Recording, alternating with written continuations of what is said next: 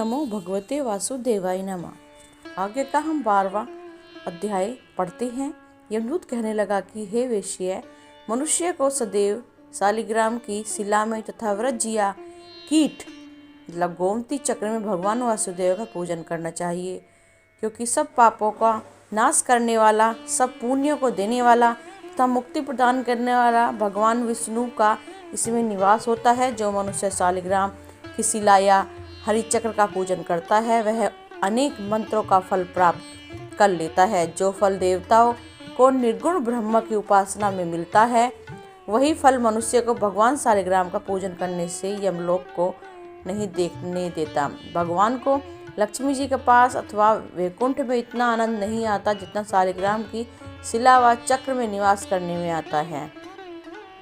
स्वर्ण कमल युक्त करोड़ों शिवलिंग के पूजन से इतना फल नहीं मिलता जितना एक दिन शालिग्राम के पूजन से मिलता है। भक्ति पूर्वक शालिग्राम का पूजन करने से विष्णु लोक में वास करके मनुष्य चक्रवर्ती होता है। काम, क्रोध, लोभ, मोह, अहंकार से युक्त होकर ही मनुष्य शालिग्राम का पूजन करने से वैकुंठ में प्रवेश करता है। जो सदैव शालिग्राम का पूजन करते हैं वह प्रलय काल तक स्वर्ग में वास करते हैं। जो दीक्षा, नियम तथा मंत्रों के चक्र में बलि देते हैं वह निश्चय करके विष्णु लोक को प्राप्त होते हैं। जो शालिग्राम के जल से अपने शरीर का अभिषेक करता है वह मानो संपूर्ण तीर्थों में स्नान करता है।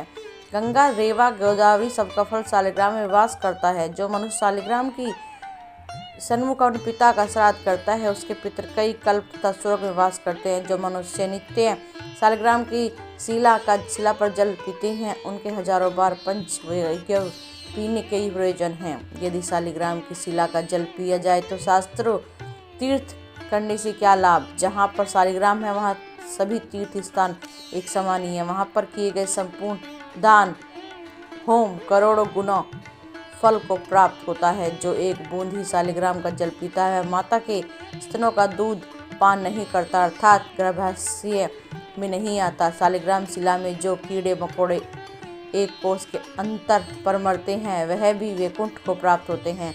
जो फल वन में तप करने से प्राप्त होता है वही फल भगवान को सदैव स्मरण करने से होता है। मोहवश अनेक प्रकार के घोर पाप करने वाला मनुष्य भी भगवान को प्रणाम करने से नरक में नहीं जाता है। संसार में जितने तीर्थ और पुण्य स्थान हैं भगवान के केवल नाम मात्र कारण से प्राप्त हो जाते हैं।